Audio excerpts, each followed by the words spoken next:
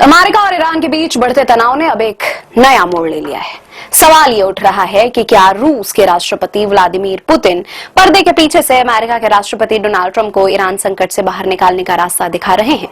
हाल ही में आई एक अहम जानकारी ने इस बहस को और तेज कर दिया है। खुफिया जानकारी, सैटेलाइट इमेजरी और उन्नत ड्रोन रणनीतियों के जरिए मदद की खबरों ने वाशिंगटन में चिंता बढ़ा दी है। ट्रंप ने संकेत दिए हैं कि अमेरिकी सेना जल्द ही संघर्ष क्षेत्र से बाहर निकल सकती है, जिससे रूस की मंशा को लेकर बहस और तेज हो गई है। क्या क्रेमलिन दोनों पक्षों के साथ खेल रहा है, एक तरफ ईरान का समर्थन करते हुए और दूसरी ओर अमेरिका के साथ संवाद के रास्ते खोलते हुए?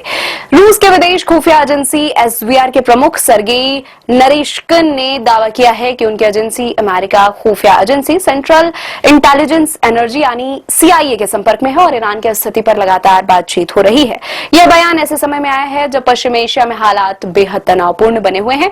एक्सपर्ट्स का मानना है कि अगर रूस और अमेरिका के बीच बैक चैनल बातचीत जारी है तो इसका एक मकसद यह भी हो सकता है कि डोनाल्ड ट्रंप को ईरान के साथ संभावित टकराव से सुरक्षित तरीके से बाहर निकाला जाए। हालांकि इस पर अभी कोई आधिकारिक पुष्टि नहीं हुई है, लेकिन कूटनीतिक हलकों में इसे साइलेंट डील के तौर पर देखा जा रहा है। कुछ रिपोर्ट्स में यह भी दावा किया गया है कि रूस ने ईरान को रणनीतिक और खुफिया स्तर पर मदद दी है।